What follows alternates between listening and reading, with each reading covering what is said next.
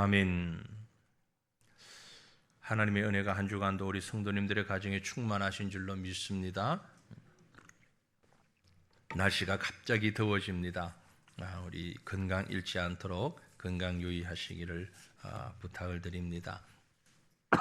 5월입니다. 5월 보통 가정의 달. 그래서 우리가 말씀도 가정에 관한 메시지로 좀 묵상을 해오고 있는데요. 제가 인터넷으로 한번 검색을 해봤습니다. 물론 다 알고는 있지만 가장 보편적인 현대 가정의 문제점이 뭐야? 라고 한번 질문을 던져봤어요. 그러니까 구글 AI에서 답을 추려서 주었는데 상당히 공감되는 그런 답인 것 같습니다. 6가지로 현대 가정의 문제점을 분석을 해요. 정리를 하고 현대 가정은 소규모 핵가족, 1인 가구 증가, 고령화 여러 가지가 있는데 그 6가지를 정리를 해보니까 이렇습니다. 가족 해체 및 부양 기능 약화, 이혼이 증가하고 또 그래서 한부모 가족, 1인 가구가 급증하면서 전통적으로 우리가 알아오던 가족 부양 체계가 와해되고 있다. 그렇게 답을 했고요. 또 한 가지는 경제적 어려움과 주거 부담을 꼽았습니다. 저소득, 부채, 취업, 또 실업 문제, 또 가족 간의 갈등 이런 여러 가지들로 인해서 주거 비용 부담이 매우 높다. 예전에 비해서 많이 높아진 게 사실이죠. 그리고 또 한 가지가 저출산 고령화로 꼽았습니다. 출산율 감소, 평균 수명은 연장되는데 출산율이 감소되니까 육아 부담 늘어나고 노인 부양 부담 동시에 늘어나고 인구의 전반적인 평균 연령이 높아지는 그게 우리 사회의 아주 심각한 문제이기도 하죠. 그리고 그 다음에 꼽은 것이 관계 및 소통의 부재라고 했습니다. 부부 간의 갈등, 고부 갈등, 부모 자식 간의 갈등, 세대 간의 갈등, 의사소통의 부족, 어려움. 같은 나라 같은 시대에 살고 있으면서 의사소통이 잘 안 되죠. 이런 여러 가지 문제들이 또 가족 해체를 가족의 1인 가족을 더 많이 만드는 그런 요소가 된다라는 겁니다.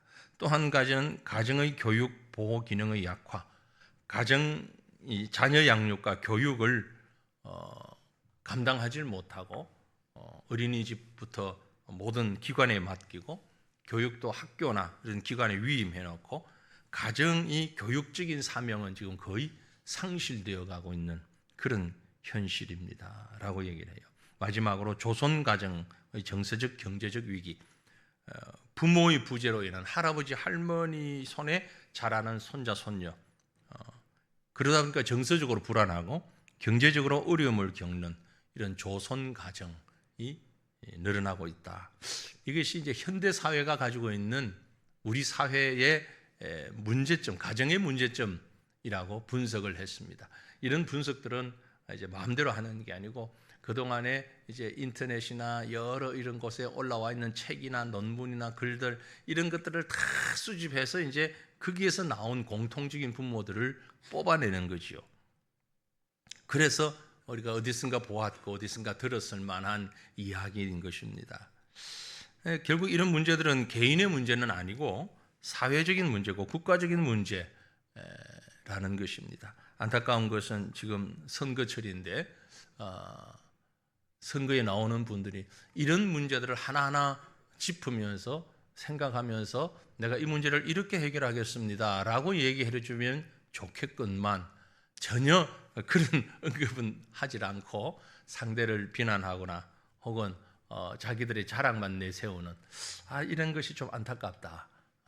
이런 실질적인 문제들을 언급하는 분들이 좀 많았으면 좋겠는데 하는 아쉬움이 있습니다. 그런데 여러분의 가정은 어떻습니까? 너무 크게 광범위하게 생각하지 마시고 여러분의 각자의 가정들이 있는데 여러분의 가정은 어떻습니까? 앞에서 인용한 6가지의 문제들, 이런 문제들이 여러분 가정에는 전혀 없다고 말씀하실 수 있으신가요? 아니면 상당 부분 우리도 저런 문제를 안고 있는데 라고 생각되십니까? 약간의 차이는 있겠습니다만 큰 틀에서 많은 분들이 아마 공감하는 부분이 많이 있지 않을까라는 생각을 합니다. 그러면서 동시에 우리는 좀 더 나은, 좀 더 행복한 가정 꾸리고 싶다, 그런 마음이 다 있지요. 그럼 어떻게 해야 그런 행복하고 좋은 가정을 꾸릴 수 있을까요? 본격적인 말씀을 드리기 전에 한 예가 있어 말씀을 드립니다. 한 200여 년 전이죠. 18세기 초에 두 명의 젊은이가 청운의 꿈을 안고 신대륙인 미국을 향해 이민선을 타고 갔습니다. 두 젊은이가 미국에 내렸습니다. 그 두 사람의 이름은, 한 사람은 마이크 슐처였고 한 사람은 에드워드 조나단이라고 하는 사람입니다. 둘은 똑같이 새로운 땅에서 새로운 미래를 개척하기 위해서 새로운 마음으로 왔습니다. 마이크 슐츠라고 하는 사람은 그런 생각을 했습니다. 내가 이곳에서 큰 돈을 벌어가지고 부자가 되어서 내 자손들에게는 가난이라는 걸 모르고 살도록 해야 되겠다. 그런 돈을 좀 벌어봐야 되겠다. 그렇게 생각하고 뉴욕에 술집을 차렸습니다. 소원대로 많은 돈을 벌었습니다. 당대의 큰 부자가 됐습니다. 반면에 조나단 에드워드는 내가 여기까지 온 건 신앙의 자유를 찾아서 왔으니 바른 신앙생활을 통하여서 이 신앙의 자유가 보장된 나라에서 바른 신앙생활을 한번 해봐야 되겠다. 그렇게 결심을 했고 그는 신학교에 들어가서 목사가 되었습니다. 세월이 흘렀고 150년이 지났습니다. 그들의 각각 4대, 5대 손까지 자손들이 태어나서 이렇게 다 퍼졌습니다. 뉴욕의 교육위원회가 150년이 지난 이 두 사람의 후손을 추적 관찰하면서 연구를 했습니다. 실제에 있었던 일입니다. 그 결과, 놀라운 결과가 나왔습니다. 여러분은 어떻게 예상하십니까?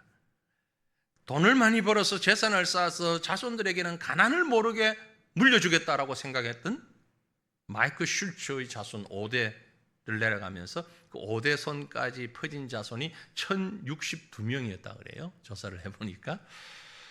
근데 그 1062명 가운데 교도소에서 5년 이상의 형을 살았던 사람이 96명이고 창녀가 된 자녀가 65명, 정신 이상 알코올 중독자가 58명, 자기 이름 석자를 쓸 줄 모르는 문맹자가 460명, 정부의 보조를 받아야만 살아가는 극빈자가 286명. 그래서 그들이 모두 정부의 재산을 쓸 수밖에 없었고 정부 재산을 축낸 돈이 1억 5천만 불, 우리 돈으로 환산하면 약 2200억 원 정도의 나라 돈을 쓸 수밖에 없었다라는 겁니다. 반면에 신앙을 소중히 여기고 신앙을 찾아서 움직였던 에드워드 조나단, 그는 유명한 프리스턴 대학을 설립했고요. 당대에 5대를 내려오면서 1394명의 후손이 있었는데 그 자녀들 중에 목사와 선교사가 116명, 예일대학교 총장을 비롯한 교수, 교사가 86명, 군인 76명, 나라의 고급 관리 80명, 문학가 75명, 실업가, 기업의 CEO 73명, 발명가 21명, 부통령 한 사람, 상하원 의원, 주지사 다수, 장로, 집사 286명이 나왔다라는 결과를 뉴욕시 교육위원회가 발표를 했습니다. 그리고 나라의 정부의 재산은 단 한 푼도 축내지 않고 오히려 나라의 돈을 기부하는 사람들로 메워졌다고 합니다. 여러분, 이 연구의 결과가 무엇을 말해주고 있습니까? 여러분은 후손들에게 무엇을 남기고 싶으십니까? 어느 쪽입니까? 마이크 슐츠처럼 우리 자녀들은 가난을 모르고 살 수 있도록 내가 한번 해보자, 그쪽입니까? 아니면 영적으로 하나님 앞에 바로 선 신앙의 유산을 물려주자, 어느 쪽입니까? 여러분은 당대와 후대에 어떤 가정을 이루고 싶으신가요?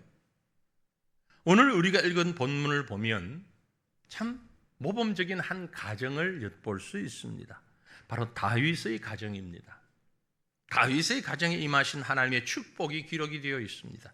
여러분은 자기 대에서는 잘 되는데 내 대에서는 정말 열심히 살면서 그리고 성실하게 살면서 재산도 모으고 인격적으로도 사회적인 평판도 사회 기여도도 다 우수하지만 내 다음 때 그리고 그 다음 때 후손들에게서는 어떤 가정들이 만들어질 거라고 생각하십니까? 혹 여러분 후손 때에 가서 술과 마약, 알코올 중독자가 되어서 하나님을 거역하고 그런 후손들이 많은 가문이 만들어질 것이라는 염려는 하지 않으십니까? 다윗의 가정을 한번 봅니다. 다윗의 가정은 정말 영광스러운 가정이었습니다. 아름다운 가정이었습니다. 복된 가정이었습니다. 축복받은 가정이었습니다. 왜 그랬는가를 살펴보면서 다윗 가정에 임하신 그 축복이 오늘 우리 성도들의 가정에 여러분의 후손들에게 풍성하게 넘쳐나는, 그래서 천국의 영광이 넘쳐나는 영화스러운 가정들이 되어지기를 우리 주님의 이름으로 축원합니다. 어떻게 우리 가정을 세워가야 할까요?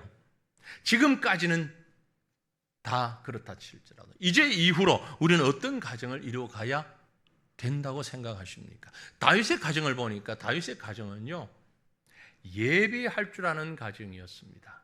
그런 예비할 줄 아는 가정에 하나님의 축복이 풍성하게 임했다는 사실을 꼭 기억하시길 바랍니다. 다윗은 준비를 잘했습니다. 우리가 읽은 말씀 가운데 본문 14절에 보니까 다윗이 이렇게 얘기를 합니다. 내가 환난 중에 여호와의 성전을 위하여 금 10만 달란트와 은 100만 달란트와 놋과 철을 그 무게를 달 수 없을 만큼 심히 많이 준비하였고 또 제목과 돌을 준비하였으나 너는 더할 것이다. 다윗은 아들 솔로몬에게 많은 재산을 남겼습니다. 엄청난 재산을 남겼습니다. 그런데 그 재산은 자기를 위해서, 가정을 위해서 남긴 재산이 아니었습니다. 힘들고 어려웠음에도 불구하고 여호와의 성전을 위하여, 하나님의 전을 건축하기 위하여 따로 구별해서 재물을 남겼습니다. 유산을 얼마나 남겨줬는지는 몰라요. 기록이 없어요. 그런데 여호와의 성전 건축을 위해서 이 돈은 꼭 써야 된다라고 남긴 것이 얼마인고 하니까 대표적인 것만 보면 금 10만 달란트, 은 100만 달란트. 10만 달란트라고 이야기하면 3,408톤입니다. 금이 3,408톤. 100만 달란트, 은이 100만 달란트면 34,080톤입니다. 요즘 금값 비싸죠? 그죠? 모릅니까? 모르는 척 합니까? 비싸죠? 예, 저도 아는데 여러분이 모를 리가 없죠. 뉴스를 보니까 비싸요. 그래서 그걸 현재 금액으로 한번 환산해 봤습니다. 아주 기본적으로 많이 잡지 않고 조금 잡아서 환산해 보니까 금이 약 250에서 300조, 250에서 300조 원, 은이 30에서 40조 원. 제가 찾아보니까 금년 2026년 대한민국 지출 전체, 우리나라 전체 지출 예산의 거의 절반.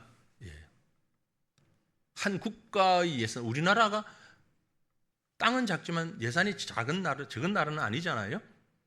근데 우리나라 1년 예산의 절반에 해당되는 돈을 다윗이 아들 솔로몬에게 성전 건축을 위해서 남겼다라는 겁니다. 그뿐만이 아니고 금, 은 외에도 제목과 돌도 많이 있다고 했어요. 그리고 그 뒤에 붙이는 말이 내가 이렇게 준비했는데 너는 거기에 좀 더 해라. 더해서 성전을 건축해라.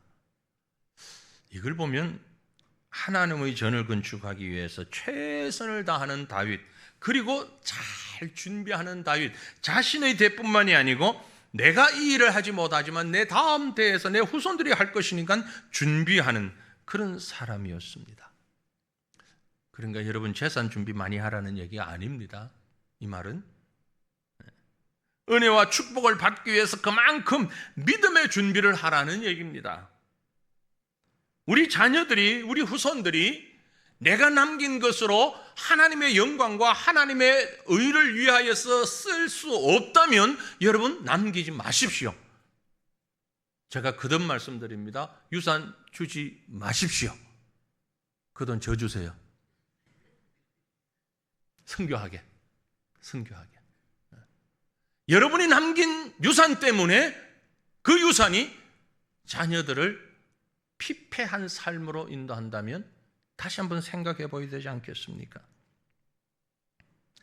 우리는 무엇을 받는 걸 축복이라고 생각을 합니다. 그런데 그건 아니죠. 받는 것보다 드림이, 나눔이 더 큰 축복이라는 사실을 경험해 본 사람은 압니다. 그것을 위해서는 잘 준비되어야 되는 거죠. 가을 추수 때에 수확해서 창고에 드리는 것이 얼마나 소중합니까? 얼마나 기쁩니까? 그러나 이것보다 더 귀한 것은 그것을 위해서 씨앗을 심는 일입니다. 심는 자가 거두는 것입니다. 우리가 심는 것을 기뻐할 줄 알아야 하는 이유가 이것입니다. 그 심음의 기쁨을 모르고 창고에 가득한 것만 아는 사람은 그 물질의 소중함을 모르고 그 가치를 모릅니다. 갈라디아서 6장 7절에 보니 스스로 속이지 말라. 하나님은 업신여김을 받지 아니하시나니 사람이 무엇으로 심든지 그대로 거둘 것이라고 했어요.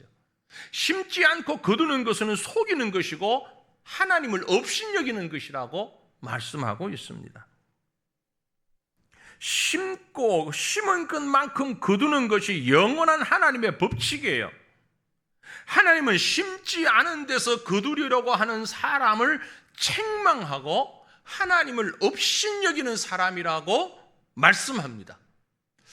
저 집 애는 학교를 다니면서도 저렇게 신앙생활 열심히 하고 아니 새벽에 일어나서 기도도 하고 이러는데 우리 집 애는 왜 그러지? 이유가 뭘까요? 내가 그런 모습을 보이며 심지 않았기 때문이에요. 내가 하나님 앞에 모든 것을 다하는 믿음의 모습을 보이지 않고 날씨 좋으면 주일날도 애 손잡고 놀이공원 갔었거든. 그러면 애가 그걸 기억하는 거예요. 아, 우리 엄마도 이러더라. 우리 아빠도 이러더라. 심은 게 뭔지를 한번 돌아보십시오. 아니 어디서 저런 자식이 나와가지고 그 배에서 나왔어요.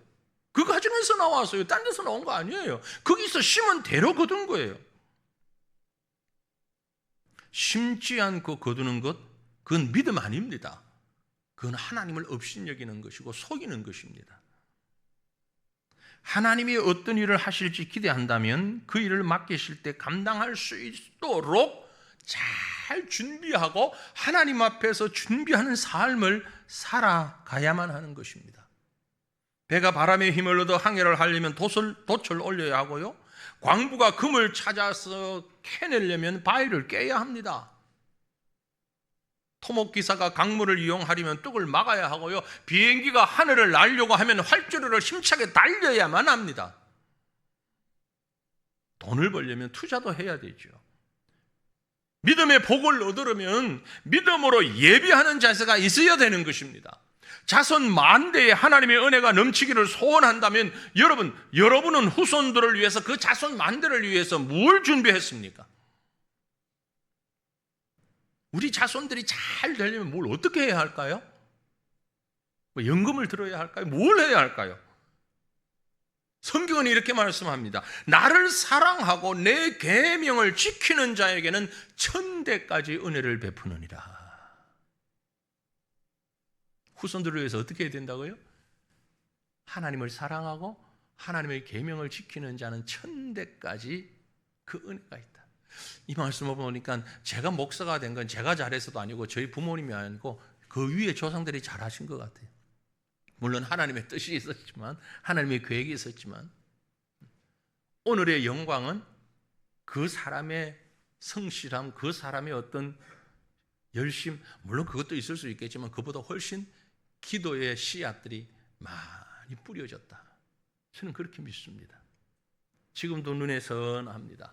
제가 어린 나이에 천국 가셨지만 20대에 병아리 전도사 때에 우리 할머님이 천국을 가셨는데, 그때 할머님의 모습은 그저 기도하고 성경 읽는 것 말고는 다른 모습이 생각이 안 나요.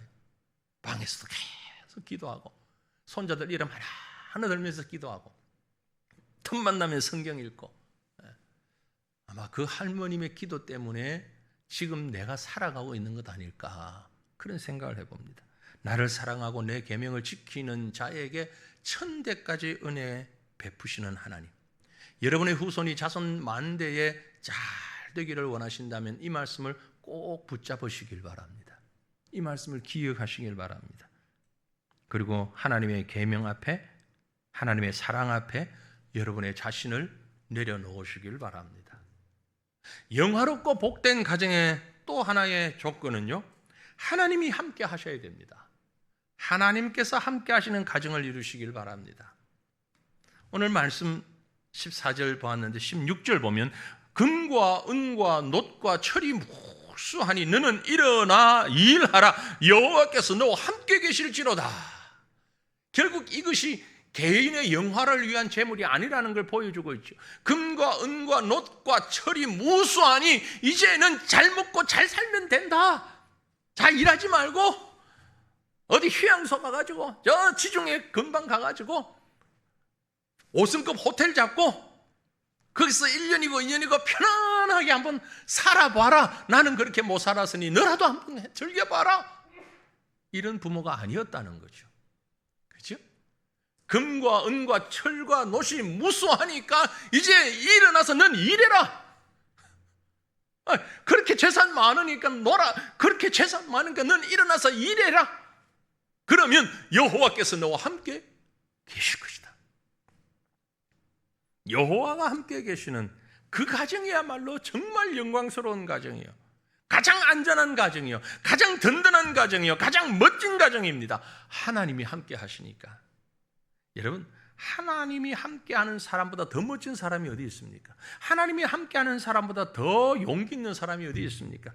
우리 잘 알죠? 어린 다윗이 어릴 때 골리앗과 싸우는 그 모습, 뭐 하도 들어서 눈에 선하잖아요. 다윗이 블레셋 사람에게 이르되 너는 칼과 창과 단창으로 내게 오거니와 나는 만군의 여호와의 이름 곧 네가 모여가는 이스라엘 군대의 하나님의 이름으로 내게 나아가노라. 이게 다윗의 삶이었고 그 자녀들에게 부탁하는 인생의 모습이었습니다. 하나님이 함께하는 인생, 하나님이 함께하는 삶, 놀라운 기적이 함께했습니다. 승리의 경험이 함께했습니다. 확신이 함께 있었습니다. 사랑하는 성도들이여, 하나님이 함께 계시는 가정을 이루시기를 바랍니다. 여러분의 자손들이 하나님이 함께 하시는 인생을 살 수 있기를 주님 이름으로 축원합니다. 이보다 더 큰 것이 없습니다. 이보다 더 놀라운 은혜가 없습니다.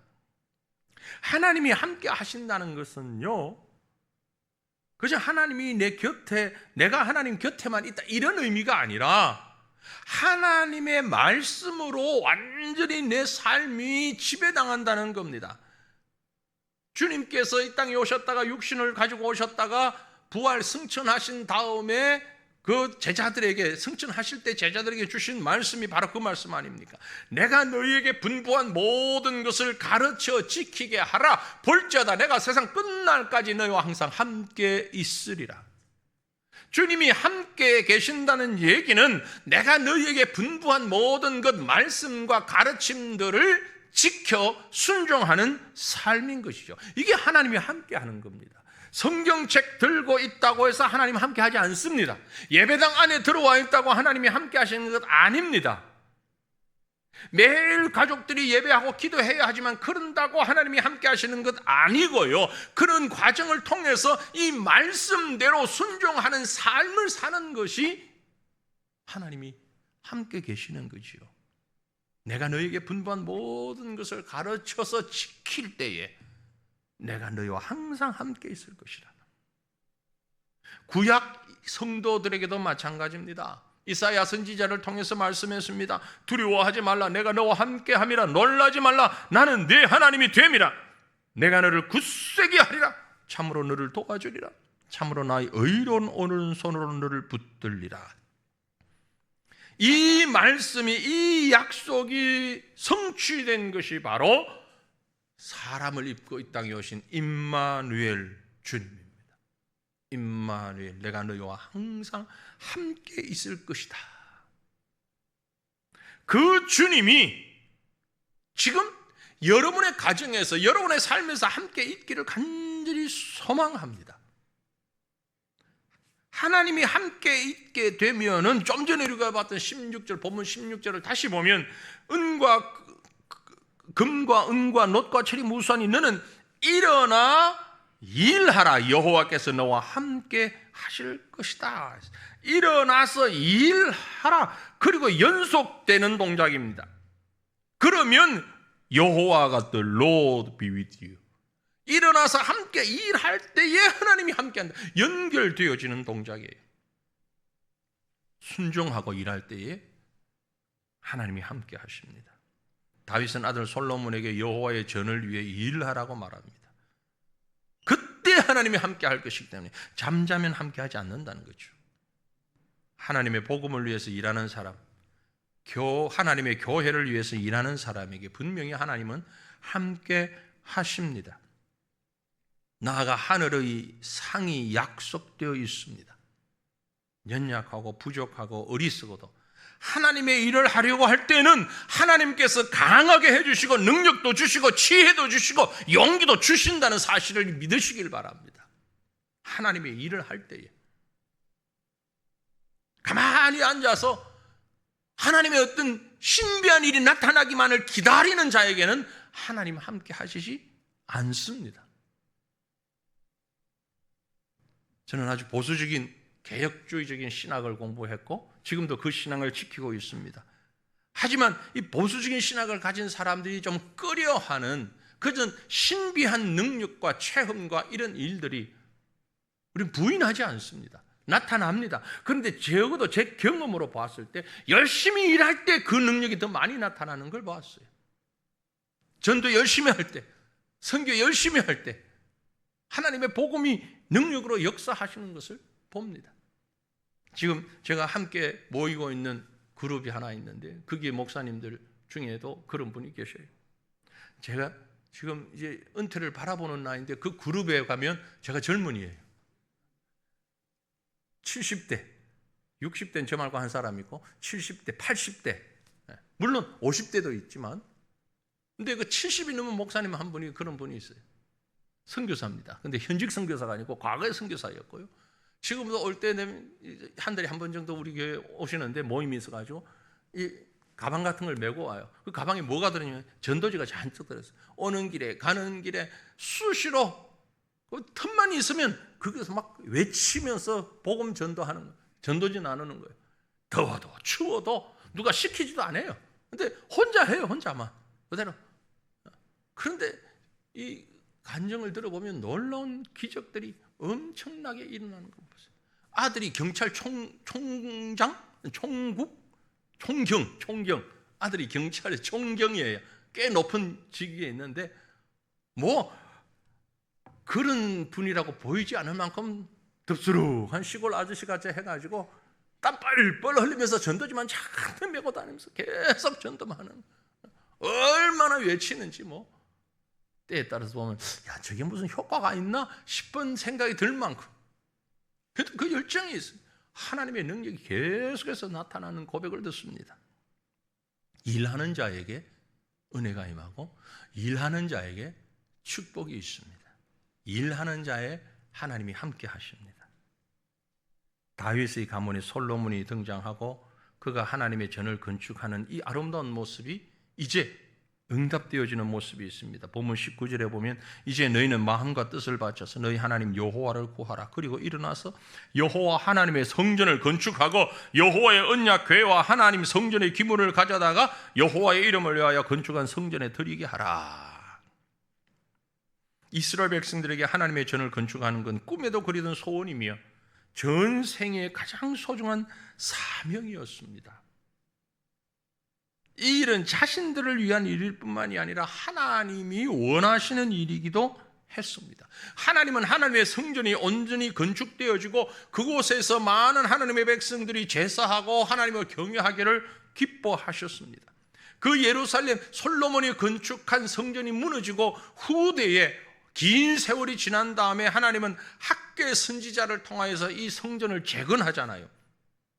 학개 선지자 때에 이 성전을 재건하는 데 있어서도 하나님께서 동일한 모습으로 일하셨던 것을 봅니다. 학개서 1장 8절을 보면 너희는 산에 올라가 나무를 가져다가 성전을 건축하라. 그리하면 내가 그것으로 말미암아 기뻐하고 또 영광을 얻으리라.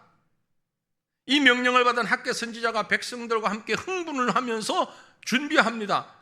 학개서 1장 14절에 여호와께서 스알디엘의 아들 유다 총독 스룹바벨의 마음과 여호사닥의 아들 대제사장 여호수아의 마음과 남은 모든 백성의 마음을 감동시키시매 그들이 와서 만군의 여호와 그들의 하나님의 전 공사를 했습니다. 흥분을 하면서 열심히 전을 건축했습니다. 하나님의 임재가 임했습니다. 학개서 2장 7절을 보면 또한 모든 나라를 진동시킬 것이며 모든 나라의 보배가 이르리니 내가 이 성전의 영광이 충만하게 하리라. 이 말씀이 단순히 예배당 건축하라는 명령 아닙니다. 여러분, 이 성전이 구약에 건축했던 성전이 신약의 예배당 아닙니다. 연결시키지 마십시오. 신약의 예배당은 성전이 아니고 예배당입니다. 우리가 지금 앉아있는 이곳은 건물입니다. 오히려 구약의 성전은 신약의 예수 그리스도를 상징하는 것입니다. 다시 말해서 우리에게 정말 영광될 만한 일은 뭐냐면은 예수 그리스도가 내 삶의 중심에 계시도록 예수 그리스도를 위해서 내 삶을 온전히 드리는 것을 말합니다. 가정에 예수님의 자리를 만드시길 바랍니다. 여러분의 가슴에 예수님의 자리를 만드시길 바랍니다. 여러분이 속한 단체에 주님의 자리가 있어야 합니다. 의자 만들어 놓으라는 얘기 아닙니다. 우리 삶의 영역에서 주님의 자리를 마련하라는 것입니다. 지금 이 그림은 사형리에 나와 있던 그림이잖아요. 2개만 제가 띄웠습니다. 여러분 보시기에 이 오른쪽, 아니 왼쪽이죠. 이쪽에 있는, 아니요. 헷갈립니다. 제가 앞에 그림을 보니까 헷갈려요. 원 안에 의자가 있고 십자가가 원 밖에 있잖아요. 이 원이 나의 인생, 나의 삶의 반경을 얘기하는 것이고 의자 위에 조그마한 글자로 나라고 적혀 있잖아요. 내가 내 삶의 주인이 되어 있습니다. 그리스도는 어디에 계시느냐? 내 삶의 영역의 바깥에 있는 거예요. 이건 신자의 삶이 아니에요. 불신자의 삶이에요. 예수를 알긴 알아도 불신자입니다. 하나님이 함께 하는 게 아닙니다. 이건 가끔 교회를 나가고 손에 성경책을 들고 가끔 읽기도 하고 누가 뭐라고 그러면 기독교인이라고 말은 하지만 신자가 아니에요. 하나님 보실 때 신자 아니에요. 그러나 또 다른 그림은요, 의자 위에 십자가가 있습니다. 주님이 주인입니다. 나는 그 의자 밑에 있어요. 내 삶의 테두리 안에서 내가 있지만 내 삶의 주인은 예수님인 겁니다. 주님과 함께 동행하는 자의 모습이에요. 이게 바로 성전을 건축하는 겁니다. 다윗이 준비했고 솔로몬이 건축했던 성전이, 학개 선지자가 복원했던 성전이 바로 이것입니다. 여러분의 삶의 성전을 건축하시길 바랍니다. 이 그림처럼 여러분의 인생의 중심에 예수 그리스도를 모셔 드리시기를 바랍니다. 고린도전서 3장 16절 말씀하시기를 너희가 하나님의 성전인 것과, 너희가 하나님의 성전이라고 그러죠. 우리 각자가 하나님의 성전이라고요.